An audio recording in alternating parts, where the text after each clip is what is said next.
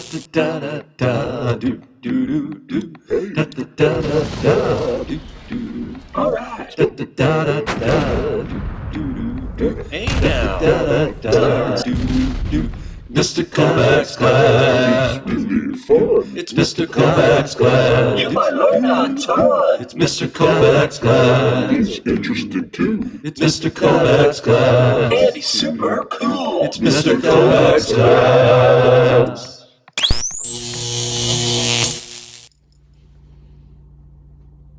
The Circle of Life. All right, I don't know about you, but that opening scene in The Lion King gives me goosebumps every time. Simba. It really is a great opening scene. It's a great animated film. Most of you have seen it. If you haven't seen it, I recommend it.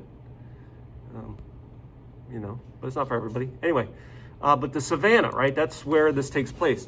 The savannah is an ecosystem, but it's different than Treetops Valley, right? I mean, it's got trees. Like here's an acacia tree.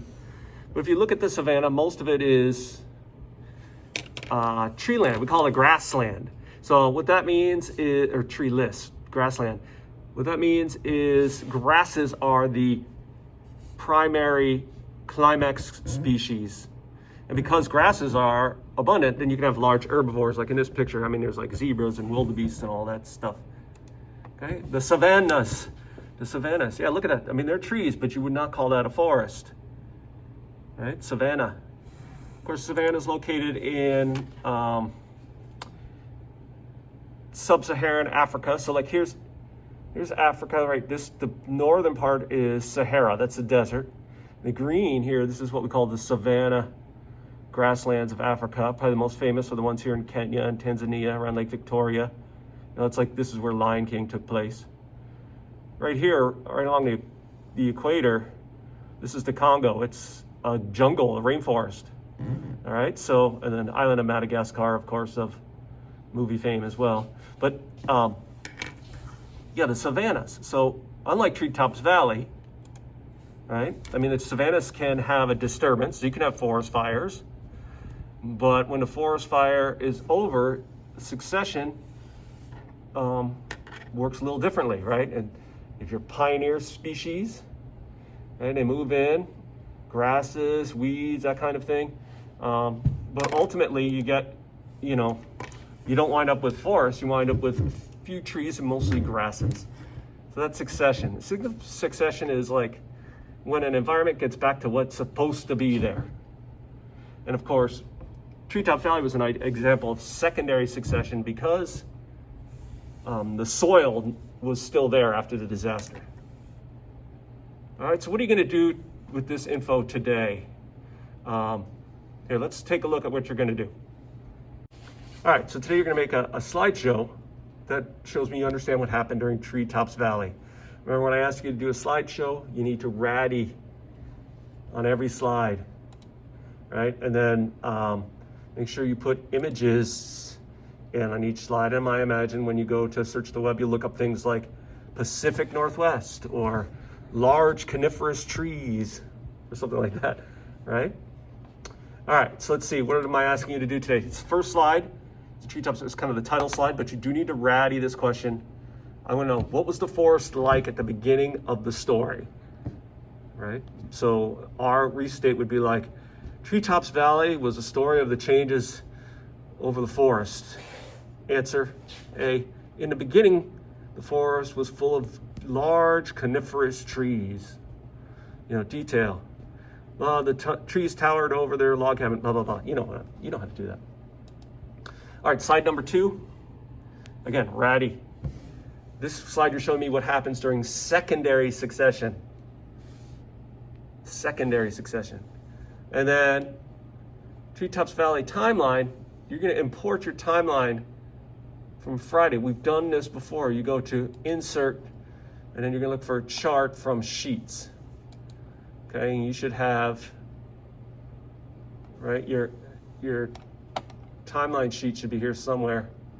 And then you should be able to insert any timeline that you had made. I don't have mine up here. but when I put it up there, it'll be there. All right, yeah, and then there's a ratty question here. Ratty, your answer to this question. How long does it take the ecosystem to heal itself? If you made the timeline, you know. All right, so that's today's task. And remember, Hakuna Matata. All right, let's see. Let's go back to this, because you need to import this. Let's make sure it's done right. Okay, so if we go back to the story, I've got two computers going. Look at it, I'm so techno.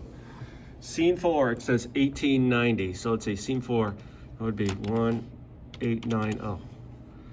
Okay, and then as I read, let's see, I'm trying to figure out the other years. There's a lot going on. Scene 5, for his son's 10th birthday, well, 1890 plus 10 is 1900, right? Like 1900, okay. So I got 2 years for sure. Scene 6, Sarah's 75 years old. Well, I don't know how, let's see, she was old. Do we know when? 5 years after the fire, they were young adults. Lightning strike started a fire. Sarah, okay, so Sarah and John were 15 years old in scene 2. And then scene 6, Sarah was 75. So 75 minus 15 is what? So 50 years passed between the fire, okay? And then let's see, they named it Treetops Valley on their 10th birthday. So 5 years passed. Then, what else can we, and then the 10th birthday, it was 100 years after the fire. So if we can figure out when the fire happened. All right, let's see. 1890, Sarah was on her own, right? She headed north. On my way north, I tried things that happened since the fire. They were young adults in scene 3. So let's say scene 4, Sarah was 25 years old. In scene 3, she would have been 20 years old. That would have been 5 years before. That would have been 1885, right? And if she was 20 years old, and then if she was 15 when the fire hit, that would have been 5 years. That would have been 1880. And then if they were 10 when they named it, that would have been 1875. And then scene 7 would have been 100 years after the fire. The fire was 1880, that would be 1980. And then, oh, sorry, I'm on the wrong thing. And then, let's see, Sarah was 75 years old. So when the fire happened, she was 15, 50 years. 1880 plus 50 years is what? 19. She's 15 and now she's 75. Right? 60 years, 1880, so that's 1940. Whew. All right, so that's when all those things happened. And then if I take this and I insert chart, and remember I want to make a bubble and do some of these little changes I showed you. There's a bubble chart. Oh, that's not a bubble chart. That's a geo chart. I want a bubble chart. Where's the bubble? Oh, there it is. There's a bubble. All right, there we go. And then I think I said if you added a series of forests, you get different colors. Yeah, there it is. Now we have a timeline. That's what I'm going to import.